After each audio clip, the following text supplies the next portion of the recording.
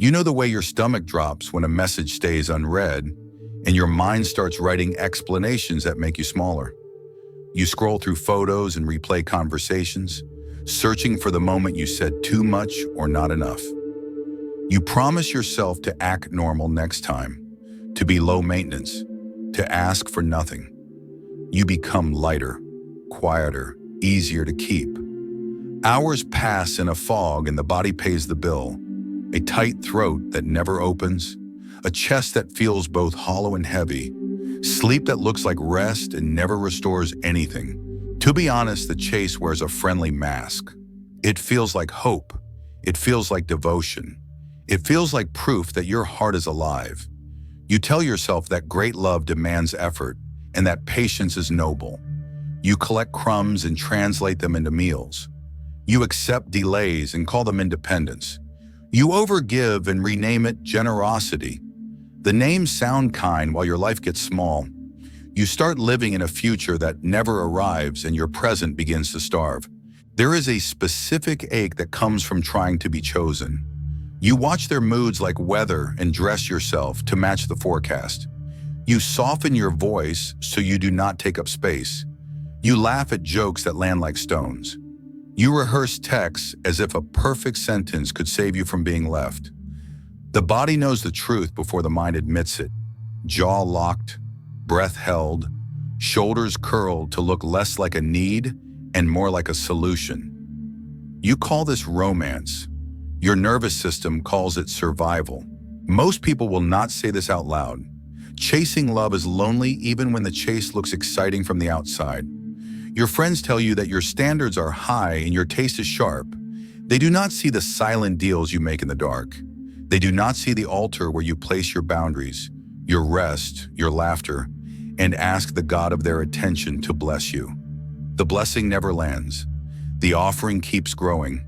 The cost is your self-respect whispered away one compromise at a time. This might sound harsh, but the chase does not only drain you, it trains you. Every time you run after affection that flees, your body learns that love lives outside you and moves faster than you can. Every time you excuse a coldness that cuts, your body learns that your warmth is negotiable. Every time you bend your truth to stay close, your body learns that closeness requires a disguise. Training becomes identity. Identity becomes prophecy. You wake each day and follow a script you never agreed to write. You are not weak for wanting to be held. You learned long ago that love arrives when you earn it and vanishes when you rest. You learned that being chosen is safer than choosing. You learned that being impressive will keep you from being abandoned. Those lessons kept you close to difficult people and far from yourself. They still fire even when you are with someone kind. You feel the pull to perform and you cannot stop, as if still trying to convince a past that refuses to change its vote. To be honest, the body keeps score in simple ways. The smile that tires your cheeks, the silence that replaces honest sentences. The way you go to war with your own hunger because someone else's comfort must be protected. You think you are loving. You are disappearing. The disappearance looks gentle. It is not gentle. It is the slow erasure of the person a real partner could actually love. There is grief here, and it deserves respect. You grieve the years spent proving what should have been welcome. You grieve the rooms where you sat beside someone and felt alone. You grieve the time you watered a connection that refused to grow roots. You grieve the parts of you kept in storage so no one would accuse you of being too much. Grief is not a failure. Grief is your life asking to come back inside your own house. Not everyone is ready to hear this, and that is all right. The truth does not punish you, it invites you. It says that love which must be chased will always outrun you, and love that can meet you will only see you when you stop sprinting. The stopping is terrifying because stillness removes the distraction that kept you from feeling the raw hunger underneath. That hunger is not shameful, it is holy. It is the honest proof that you were built for real contact, not for endless auditions. By the end of this video, you will understand why your pain is a gift and why the chase that feels like devotion is the very thing that keeps love from landing. You will see the hidden engines that keep your feet moving and the simple human ways to step out of the loop. For now, breathe. Let your shoulders lower by a single inch. Let your jaw soften. Let the ache be seen. Nothing in you is being condemned. The chase is loud because you needed it once. You do not need to keep paying the same price forever. Positive advice says love will find you if you stay kind, patient, and endlessly available. Be easy. Be grateful. Do not make trouble. To be honest, this turns you into a service, not a person. Availability without self-respect teaches others that your presence costs nothing. What costs nothing is rarely cherished. You think you are proving devotion, you are teaching them to overlook you. Pop psychology trims the truth into slogans. Communicate better and you will be understood. Set boundaries and people will respect them. Do self-love and partnership will flow. Here is what they do not tell their patients. Communication without self-connection is performance. Boundaries that are spoken but not enforced are wishes. Self-love used as a strategy to be chosen is still chasing in disguise. The nervous system hears the motive beneath the words and keeps bracing. Therapy and books can become an elegant detour. You learn terms for attachment and trauma. You can map every trigger in the relationship. You feel informed and empty at the same time. Most psychologists will not say this in one breath. Insight without new behavior under pressure preserves the chase. You exit a session braver in theory and then return to the same soft bargains. The body still votes for pursuit because pursuit feels safer than being seen. Culture sells the romance of effort. Movies call it persistence. Songs call it forever. The chase is given a halo, and abandonment is renamed mystery. You learn to worship longing and mistrust steady love because steady love lacks drama. The story feels noble and feeds the addiction.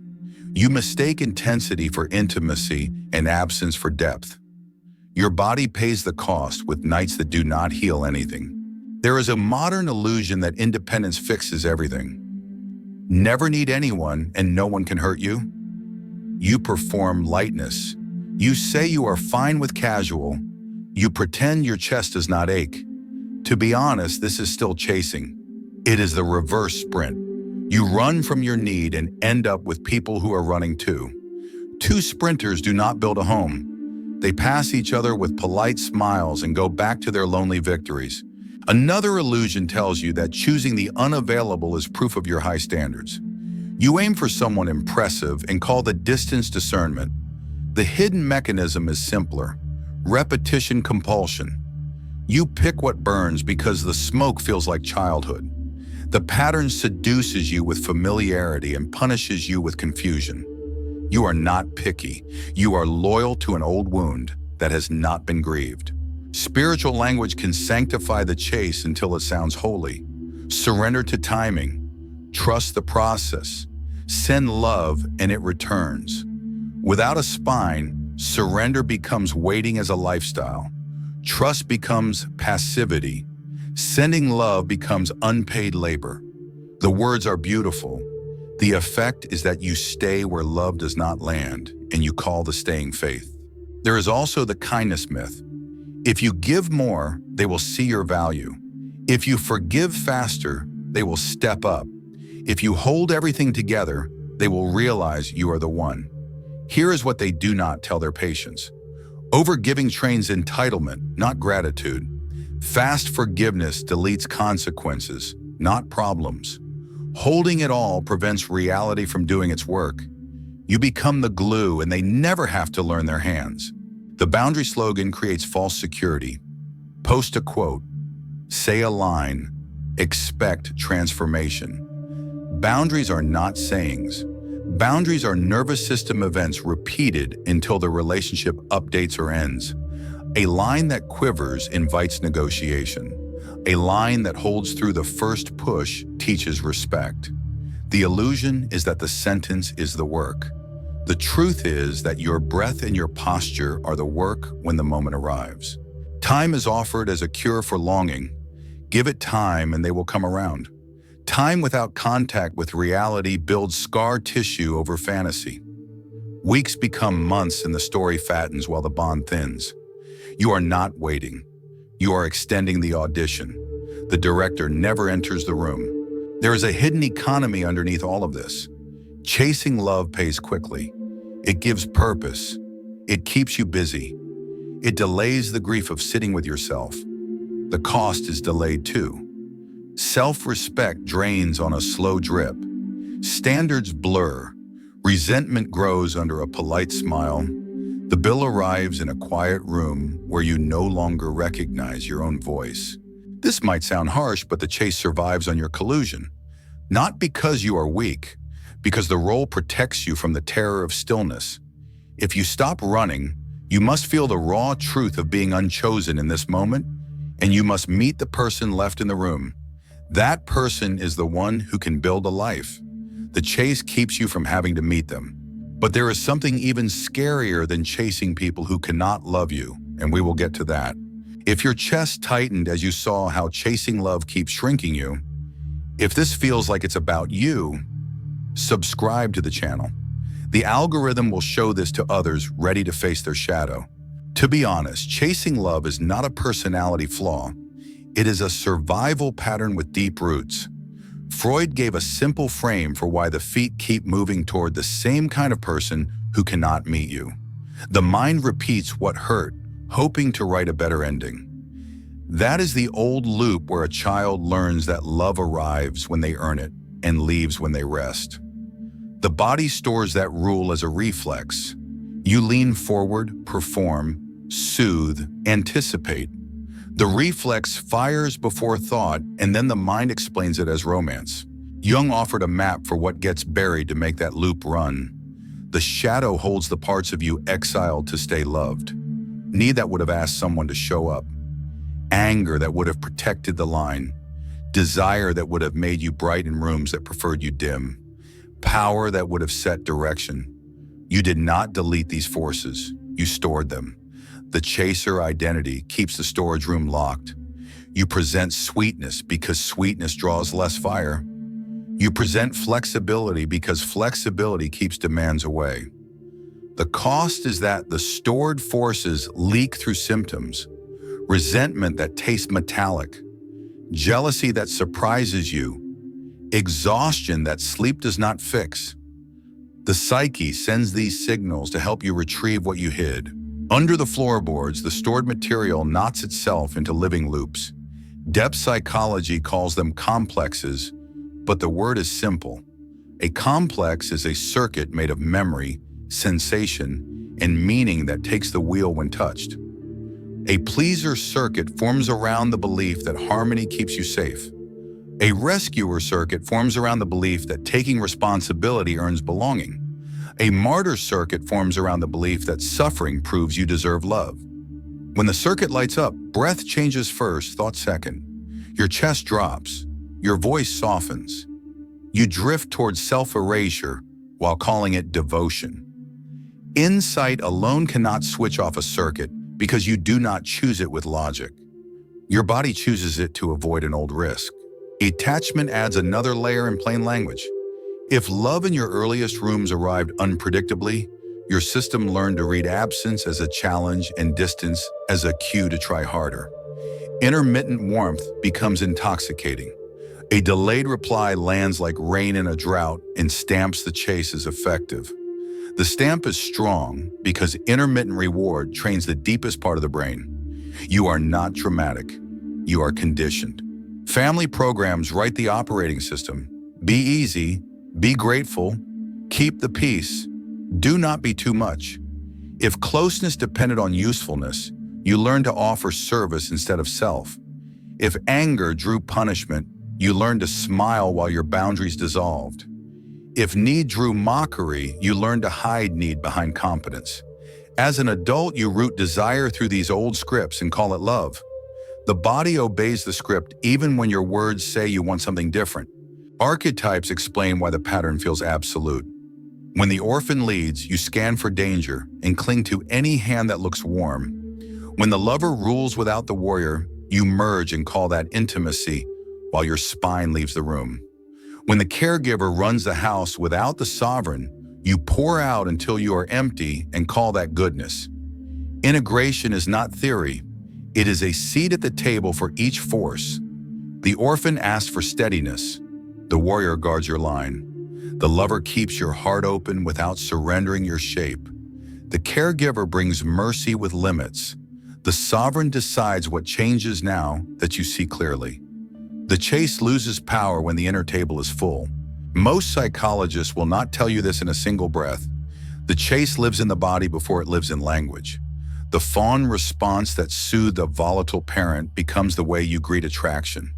The freeze that kept you safe in a loud house becomes the way you tolerate neglect. The throat closes to hide need, and your mind writes poetry about patience. You are not lying. You are translating a reflex into a philosophy. Philosophies bend only when the body gets new evidence under manageable strain. Here is what they do not tell their patients with enough bluntness. Chasing love contains a hidden payoff. It protects you from stillness. If you stop running, you must feel the raw ache of not being chosen right now.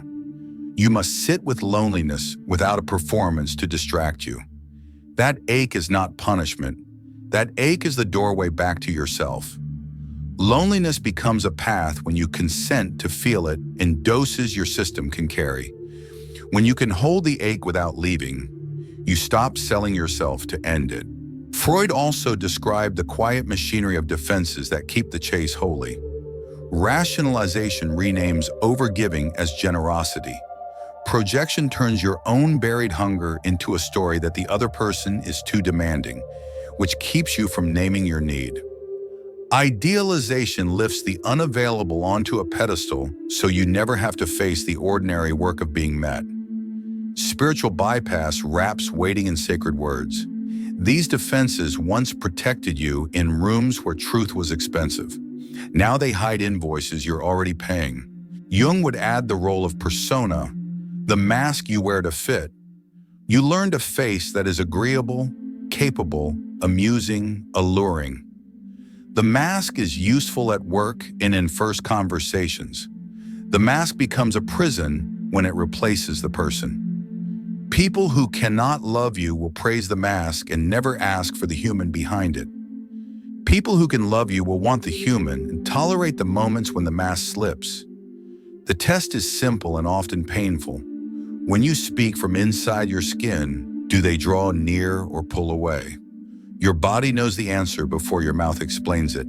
This might sound harsh, but the chase also borrows your best qualities and turns them against you.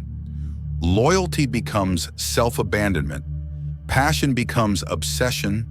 Empathy becomes self-erasure. Vision becomes fantasy management. You are not wrong for having these gifts. You are tired from using them to maintain a connection that withers the moment you stop performing them. Paradox sits at the heart of the solution. The more you chase love, the less you can receive it. The sprint keeps you outside yourself, and love arrives inside presence. Presence does not mean indifference. Presence means you let longing be felt without turning it into labor. Presence means you state truth without bending the edges to remain convenient. Presence means you allow another person to show you their capacity without coaching them into it. Desire remains, but the audition ends. Trauma translates all of this into physiology. Trauma is unspent energy that never finished moving. The heart that learned to race without resolution becomes a drum that will not quiet. The diaphragm that learned to hold turns even small conversations into exertion. The nervous system reads closeness as a cliff and prepares to fall. Healing looks less like a grand insight and more like teaching your body that a small wave can rise and fall while you remain. Shoulders drop a little. Breath reaches low. Eyes stay on the actual person in front of you, not the ghost you're trying to redeem. Not everyone is ready to hear this. You will feel the grief of retiring a role that earned you praise. You will feel the fear of being called difficult when you stop bending. You will feel the emptiness that follows ending the sprint. These are not signs you are failing. These are signs your system is updating from pursuit to presence. Here is what they do not tell their patients in glossy programs. You do not find love by becoming more talented at chasing. You find love by becoming someone you do not leave while you wait. When you stop abandoning yourself, your choices change. Your body stops translating neglect as romance. Your mouth stops selling discounts on your truth. Your calendar stops filling with auditions. And here comes the most painful truth. The person you are racing toward cannot fix the wound that taught you to run. Only your presence with your own hunger can do that. When you can hold that hunger without performing, you become visible to the kind of love that does not demand a chase. Let us make this practical. The urge to chase rises in the body before it shows up in your messages and plans. To be honest, change begins where the sprint begins. Small, repeatable, and finishable.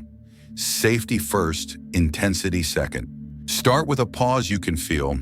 When the pull to reach out arrives, do not moralize it. Name it. Warm chest, cold belly, fast mind. Place a palm on your sternum until the breath meets your hand. Let your shoulders drop a little. Look around the room and name 3 ordinary details under your breath. A door frame, a cup, a crease in the curtain. The body learns that a wave can rise and fall while you remain. The sprint loses its first step. Externalize the hidden contracts that run the chase. Write the sentences as you actually live them. If I give enough, I will be chosen. If I stay easy, I will not be left. If I fix it, love will return. Read them out loud. Then write the adult correction in one plain line beneath each one. I will not negotiate my self-respect to be picked. I match effort. I let consequences teach what my rescuing once blocked. Tear up the old contracts.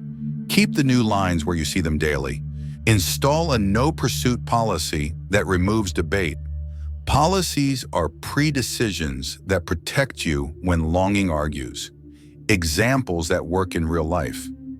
I do not follow a silence with more words. I do not explain my worth to earn attention.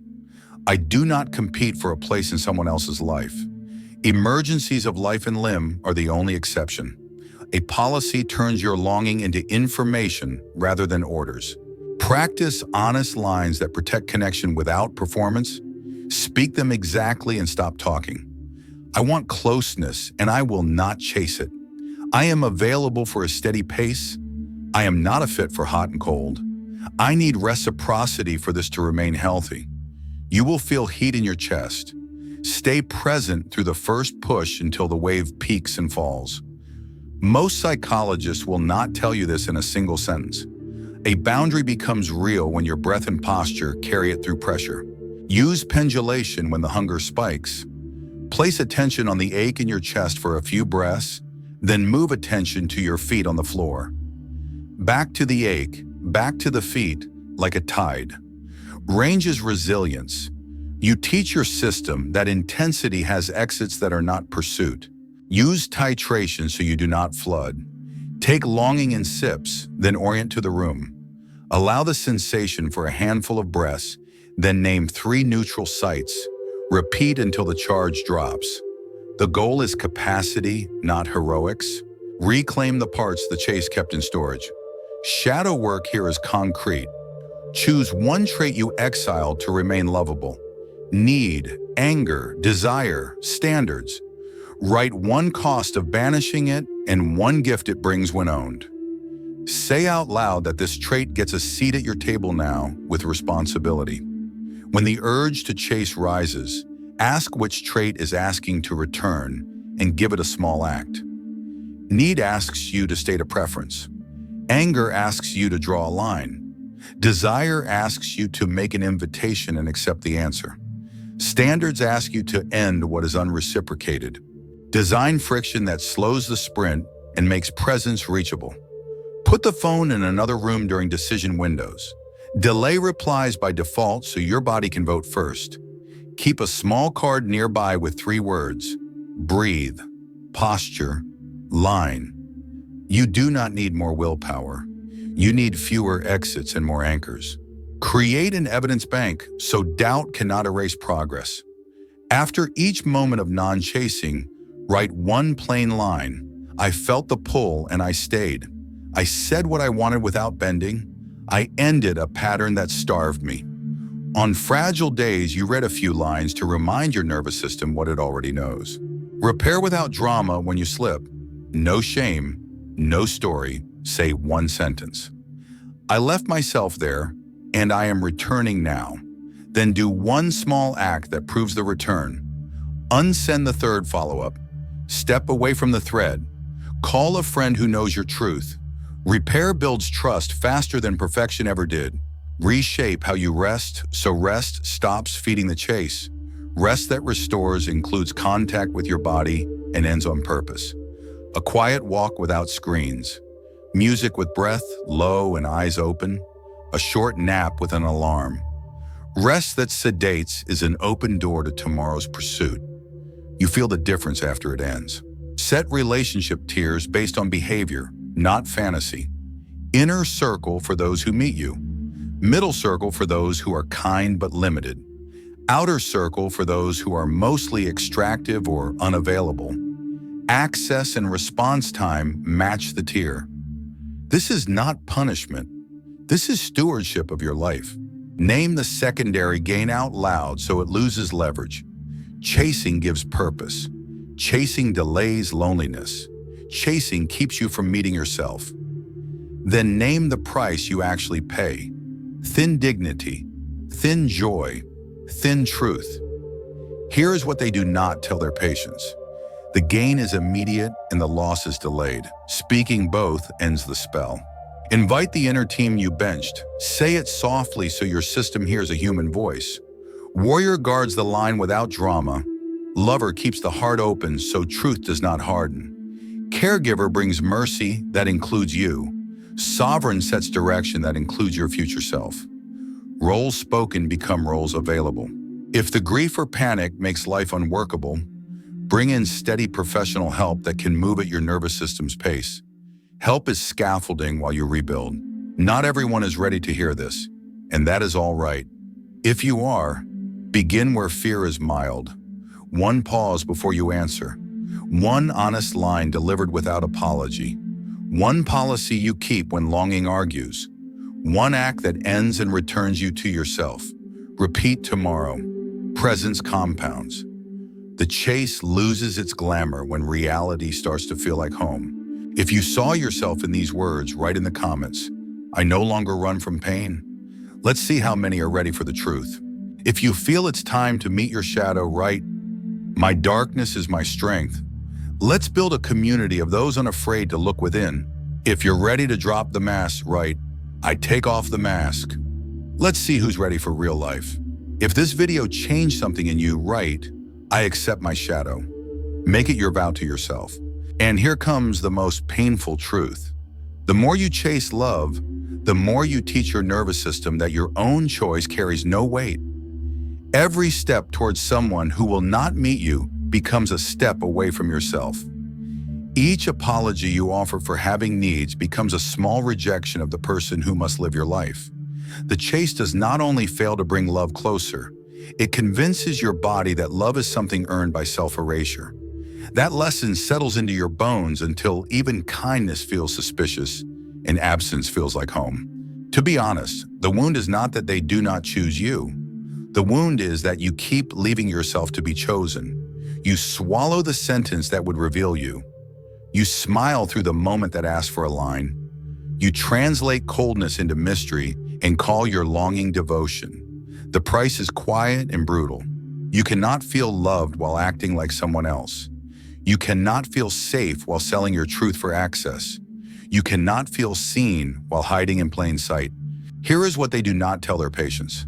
Chasing love becomes a refuge from a harder grief. If you keep running, you do not have to stand in the doorway and admit that a person you want cannot or will not meet you. The sprint protects you from that reality. It also protects you from the life that could begin on the other side of it. The refusal to face loss becomes the refusal to receive love. Love requires presence, not performance. Presence requires the courage to end the audition. Most psychologists will not say this in one breath. Every time you move faster than the other person, you take responsibility for both sides of the bond. You manage their discomfort and yours. You carry the weight of silence and call it patience. You perform intimacy by doing both jobs. The relationship looks alive because you keep it breathing. When you stop, the truth appears. Either they step forward or the connection ends. That moment feels like death to the part of you trained to earn love. It is not death, it is the absence of illusion. This might sound harsh, but unavailability is not a puzzle for your brilliance. It is a boundary you keep arguing with. Your effort cannot convert avoidance into devotion. Your softness cannot turn distance into presence. Your generosity cannot manufacture capacity that does not exist. When you keep trying anyway, you are not proving your value. You are rehearsing self-abandonment disguised as loyalty. The tender cruelty is this: the child who once learned to earn love has been driving your adult life. That child did nothing wrong. That child learned the room and survived it. Let the adult in you place a hand on their shoulder and say the sentence no one said. We will not negotiate our dignity to be chosen. We will feel the ache and we will stay with ourselves. We will stand still long enough to tell the difference between a person and a fantasy. Not everyone is ready to hear this. The moment you stop running, silence fills the space where your strategies used to live. In that silence, you meet your hunger without disguises. You meet your anger without turning it into charm. You meet your grief without rushing to prove you are fine. Those meetings are the price of a life that can hold love without collapsing. Those meetings are how the chase loses its power. Here is the hinge the whole story turns on. Love that requires your disappearance is not love. Love that asks for your truth and stays is the only kind worth building. You cannot discover which kind you are dealing with while you are sprinting. You will need to stand still, speak simply, and let reality answer. That is the cost. That is the freedom. You stayed still long enough to let reality answer. You felt the hunger without turning it into labor. You spoke one clean line, and you did not run to manage the silence that followed. To be honest, this is how love becomes possible. Not by proving your worth, by refusing to leave yourself. Your body knows the difference now. The ache arrives and you remain. The old sprint calls and you breathe. You do not audition for a part in your own life anymore. There will be grief for the versions of love that needed your disappearance. There will be relief when your spine stays while your heart stays open. There will be fewer people and steadier contact. This is not cynicism. This is clarity. The person who can meet you will find you in presence, not in performance. You will not bargain your truth for proximity. You will not translate coldness into mystery. You will let what is real come close, and you will let what is not real drift. Not everyone around you will celebrate the end of the chase. Some preferred the version of you who ran. Their reaction is information, not a verdict. You are choosing a pace that includes your dignity. You are choosing love that asks for your truth and stays. You are choosing to build a life where you do not vanish to be held. If you saw yourself in these words, write in the comments, "I no longer run from pain." Let's see how many are ready for the truth. If you feel it's time to meet your shadow, write, "My darkness is my strength." Let's build a community of those unafraid to look within. If you're ready to drop the mask, write, "I take off the mask." Let's see who's ready for real life. If this video changed something in you, write, "I accept my shadow." Make it your vow to yourself. This is only the beginning.